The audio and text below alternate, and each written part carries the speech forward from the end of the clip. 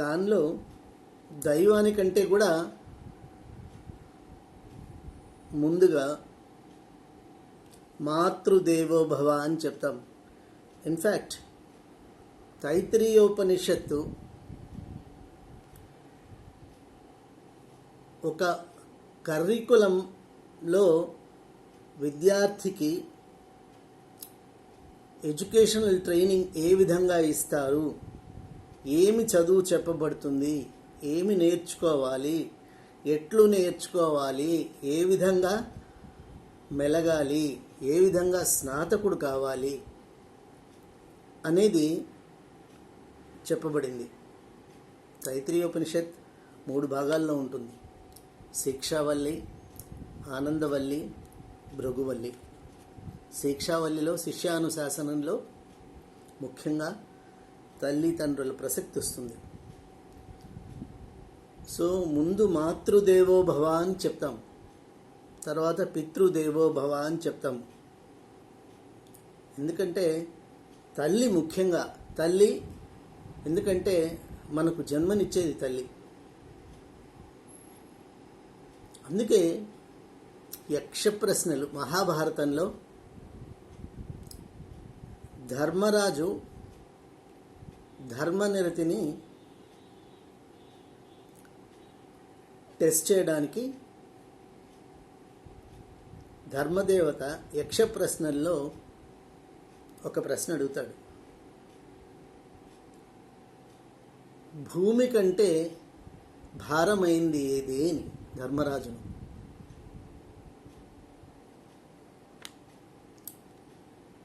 అప్పుడు ధర్మరాజు దానికి సమాధానంగా తల్లి రుణము అని చెప్తాడు. ఎందుకంటే తల్లి రుణం ఎప్పటికీ మనం తీర్చుకోలేము.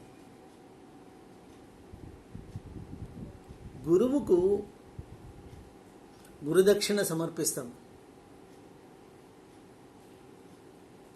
గురువుని ఎప్పుడూ గౌరవిస్తాం, మనసులో ఉంచుకుంటాం. దాని ద్వారా కొంతవరకు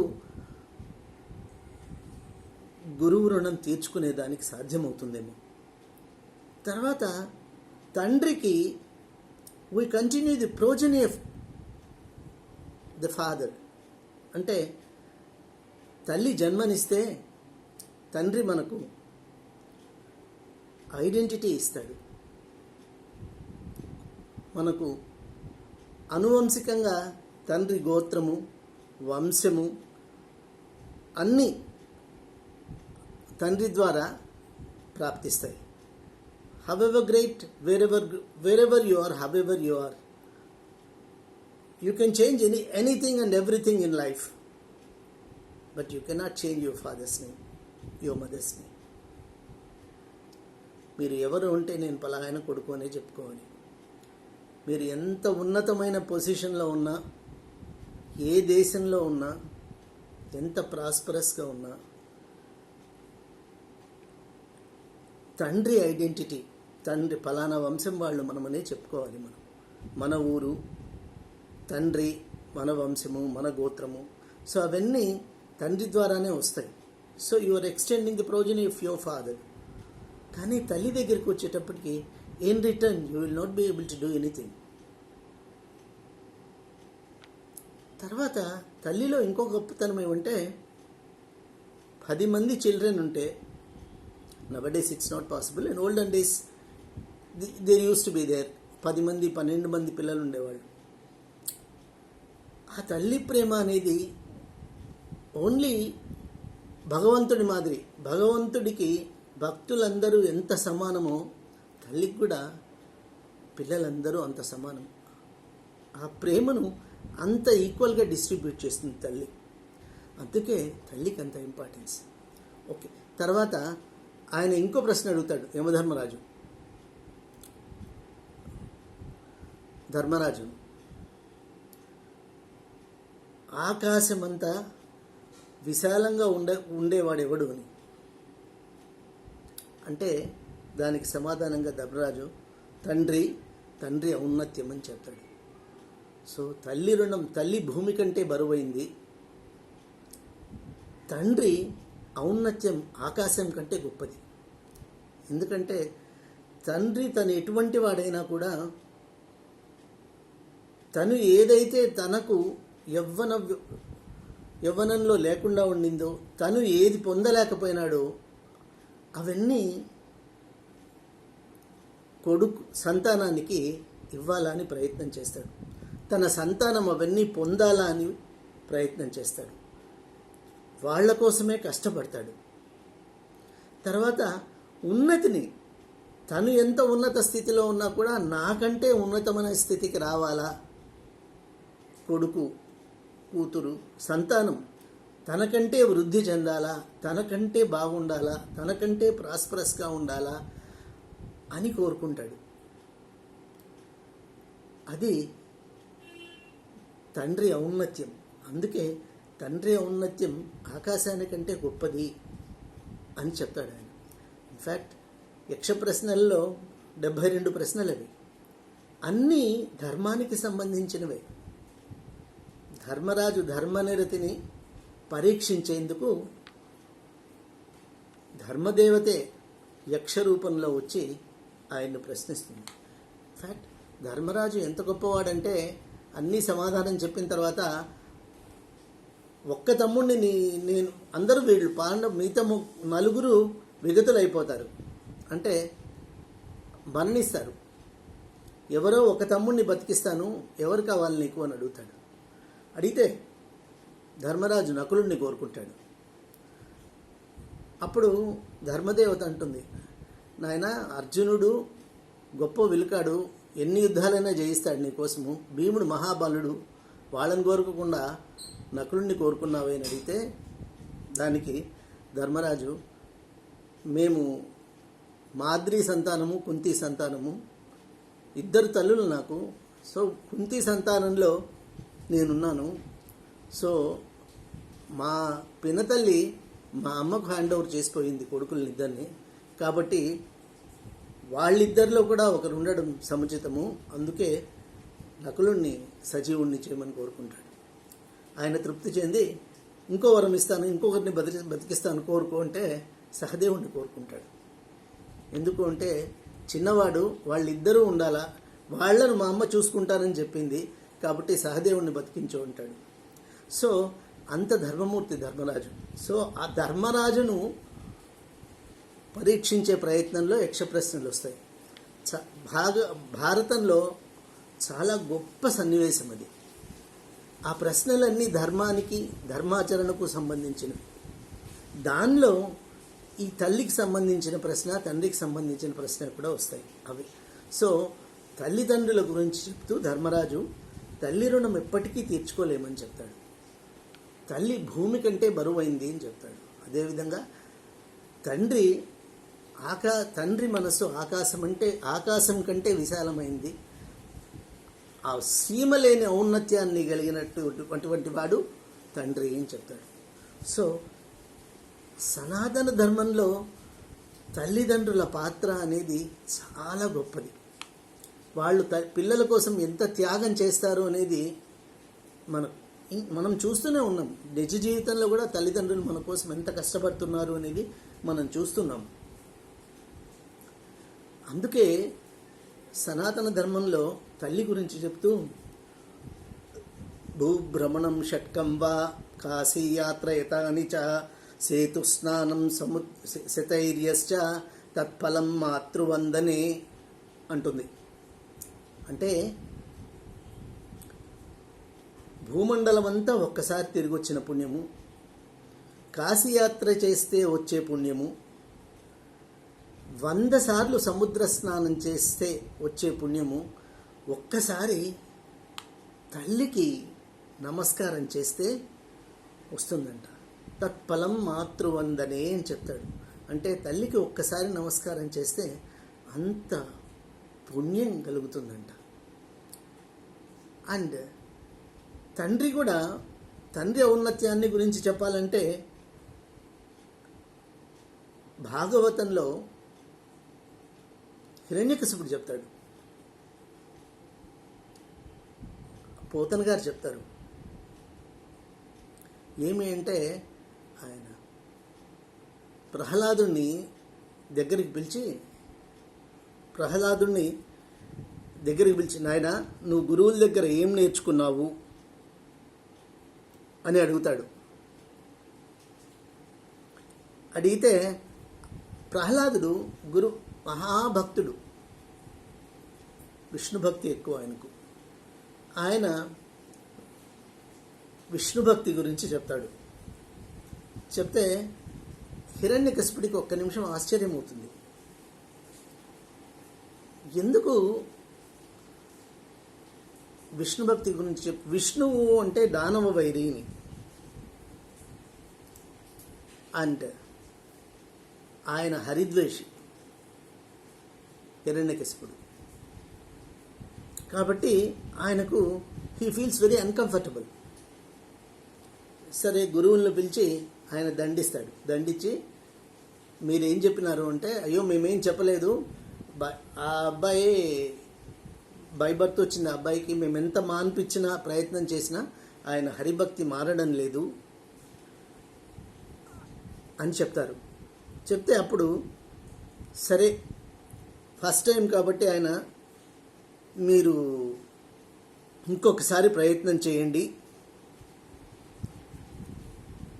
ఆయన్ను ప్రహ్లాదుని తీసుకెళ్ళి ఇంకోసారి నయానో భయానో చెప్పి చూడండి, హరిభక్తి మాన్పించండి అంటాడు. అంటే ఆయనకు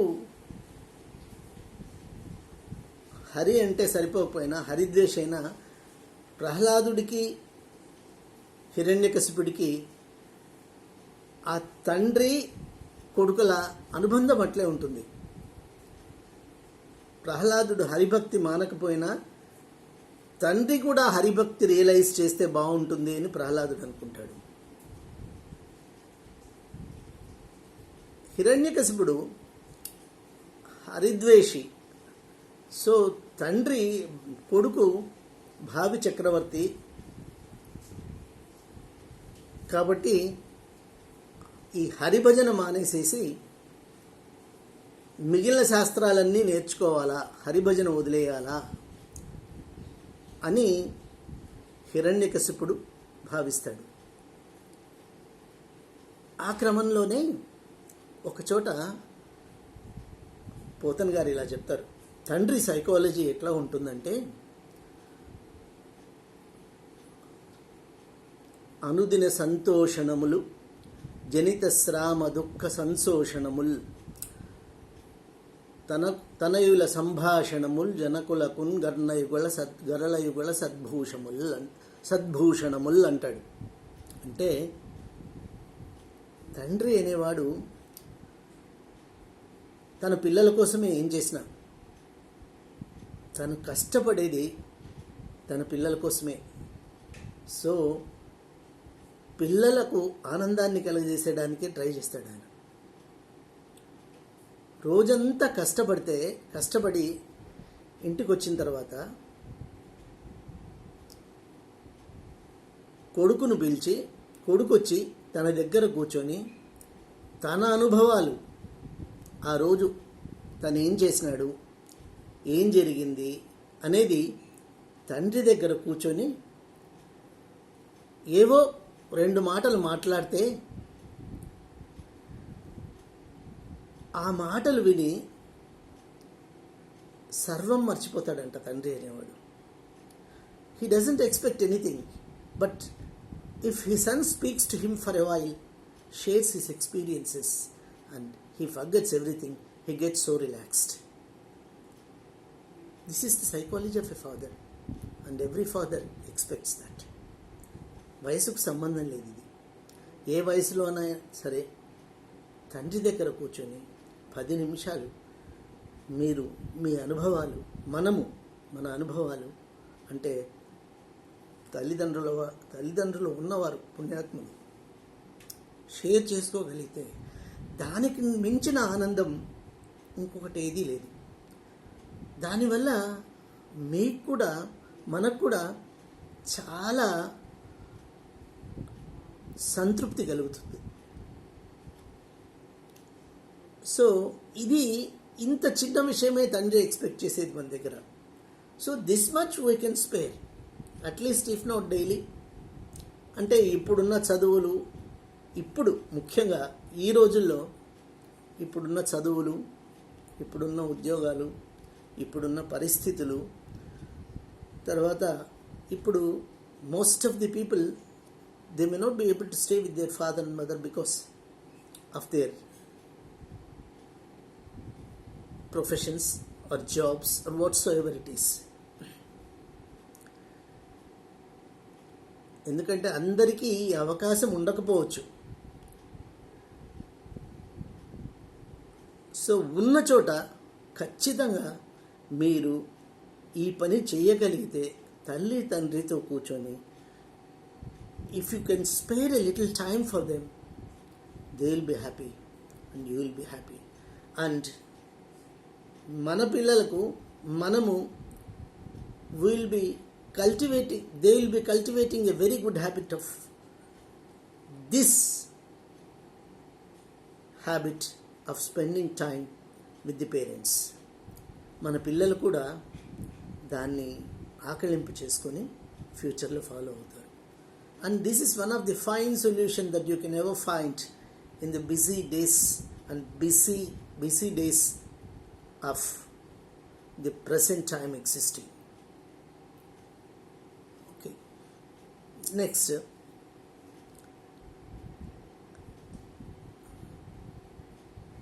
తల్లి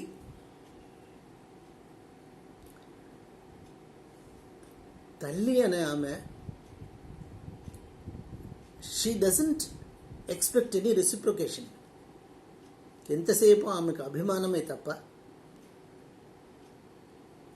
మనవాళ్ళు పుట్టినా కూడా కొడుకు కష్టపడుతున్నాడు, కొడుకు తిన్నాడో లేదో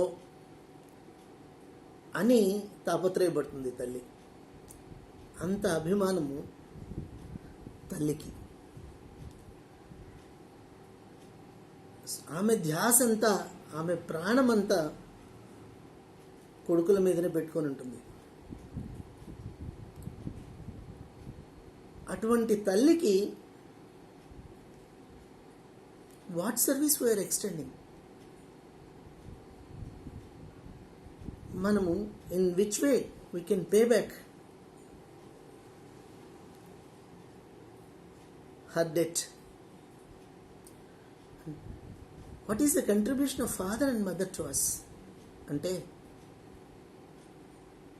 the mother contributes her flesh and blood, and every molecule of your body, every part of your body is created. In fact, your life, your body is created only through her. ఆమె మనకు రూపాన్ని కలుగజేసేది తల్లి. నవమాసాలు మోసి మనల్ని జాగ్రత్తగా భూమి మీదకి తీసుకొచ్చి మనల్ని సక్రమంగా పెంచే ప్రయత్నం చేసేది, ప్రేమగా అనునయంగా పెంచే ప్రయత్నం చేసేది తల్లి. తండ్రికి, యాజ్ ఆల్రెడీ ఐ టోల్డ్, మనము తండ్రికి వంశాంకురం అవుతాము. సో వంశపారంపర్యంగా వంశాన్ని పెంచే వాళ్ళు అవుతాము, వారసులు అవుతాము. So we extend the progeny of the father. So directly or indirectly we are contributing to the father's fame, father's name. Whereas for mother we are doing nothing. And father's contribution is, our mother gives us the body, life. Father gives his identity, his name, his heritage. అంటే తండ్రి ద్వారా మనకు అనువంశికం ప్రాప్తిస్తుంది. పలానా గోత్రము, పలానా వారు, పలానా తండ్రి, పలానా తాత, పలానా ముత్తాత, పలానా వంశము. So we get identified, we continue the progeny of the father. So ఈ రెండు మేజర్ కంట్రిబ్యూషన్స్. ఇవి రెండు లేకపోతే వీ డోంట్ హ్యావ్ ఎగ్జిస్టెన్స్. ఎక్కడికి వెళ్ళినా మనం ఏం చెప్పుకుంటాం? ఫస్ట్ మన పేరు. ఇన్ఫ్యాక్ట్ పేరు వాళ్ళు పెట్టిండేదే. దేహం పలానా వాళ్ళది ఎవరి సంతానం అంటే వాళ్ళ పేర్లు చెప్పాల్సిందే. ఎక్కడి నుంచి వచ్చినారు వాళ్ళ ఊరు చెప్పాల్సిందే. So we have everything associated with the father and mother only. దీన్ని మనము మర్చిపోయినామంటే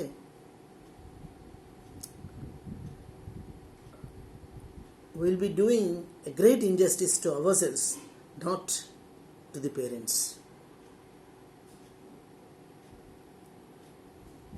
తల్లి తండ్రి లేనిదే మనం లేము అనే విషయం మనకందరికీ తెలుసు. అండ్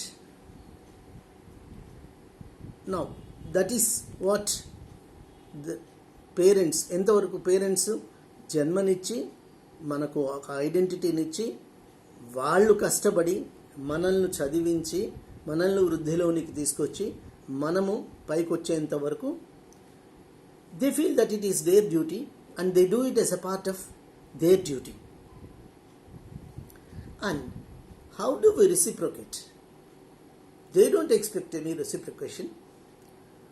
సో మనము తిరిగి వాళ్ళకి ఏదైనా సేవ చేయగలిగినాము అంటే, అవకాశం ఉండి చేయగలిగితే, we are the most blessed souls. Let me tell you very frankly, in my observation, I have observed many families, and those children are those sons who have served their father and mother with a dedication, have been very prosperous. అంటే ఎవరైతే తల్లిదండ్రులకు, తాత నాన్నమ్మ అంటే వయసులో పెద్దవారికి, వంశీకులకు సేవ చేస్తారు, వాళ్ళు జీవితంలో చాలా వృద్ధి చెందుతారు. ఇది నా అనుభవం. నేను చూసినాను చాలామంది. అంటే ఆ అవకాశం అందరికీ ఉండొచ్చు, ఉండకపోవచ్చు. బట్ ఉన్నవాళ్ళు ఎక్కడ డెడికేటెడ్గా తల్లి తండ్రికి, లేదా మనవళ్ళు పెద్దవాళ్ళై ఎక్కడ దీర్ఘాయు ఉండి తల్లిదండ్రులకు, అంటే మూడో తరం వాళ్ళని కూడా చూస్తారు, అవ్వ తాతకు సేవ చేస్తారు పిల్లలు, వాళ్ళు చాలా వృద్ధి చెందుతారు. కొన్ని తరాల పాటు వాళ్లకు వాళ్ళ ఆశీర్వాదం లభిస్తుంది. And if they are living,